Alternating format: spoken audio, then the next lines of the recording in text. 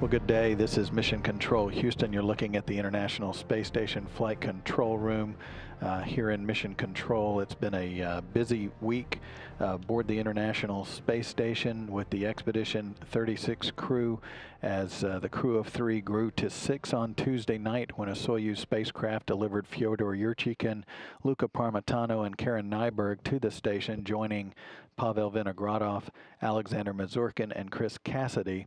They've been aboard for 64 days now, with the newest 3 crew members enjoying their 3rd day in space here on this Friday, May 31st.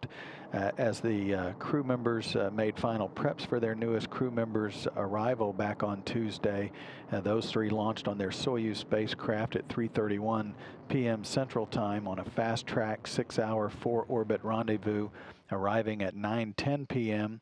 And after leak checks, the crew became 6 with hatch opening at 11:14, followed by a welcome ceremony and greetings from family, friends, and program officials gathered at the launch site in Baikonur. The first few hours early Wednesday before going to bed included orientation and a safety briefing, followed by a day of rest to orient their body clocks back to the normal operating time aboard the station. The crew kicked off its first full workday as a 6-person crew Thursday by unpacking cargo from the ISS Progress 51 supply ship and their newly arrived Soyuz crew capsule, and then continued setting up the new treadmill in the Russian segment of the station as well.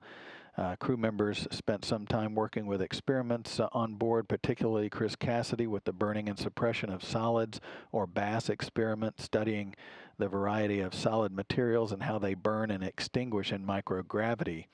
Karen Nyberg, the newest crew member on board the station, along with her other 2 crew members, performed some activities to orient themselves to their new environment. She also conducted some leak checks in a nitrogen gas assembly line in the multi-purpose small payload rack aboard the station. The crew members also worked back in the Japanese Kibo module. Karen Nyberg conducted those additional leak checks. Luca Parmitano from the European Space Agency worked to set up part of a wireless network aboard the station and trying to tie an accelerometer from that wireless network to the new treadmill on the station. The commander of the station, Pavel Vinogradov, worked with an experiment known as the Kulanovsky crystal experiment, which gathers data about charged particles in the weightless environment of space. The experiment hopes to gain insight into the physics behind electrostatic interaction between electrically charged particles.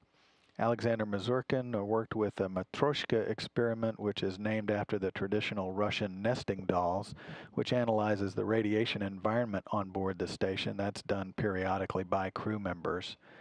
Newest crew member on the Russian segment, Fyodor Yurchikhin, focused on transferring cargo from the Soyuz spacecraft in which he, Parmitano, and Nyberg arrived, and also spent some time orienting himself to the environment around the station as well. The crew members also began their preparing for the arrival next week of an automated transfer vehicle from the European Space Agency that will deliver additional cargo to the crew.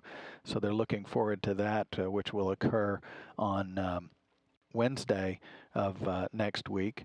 And this weekend, the crew members will essentially have some off-duty time. They'll check on some ongoing experiments on board and talk with family members here on the ground.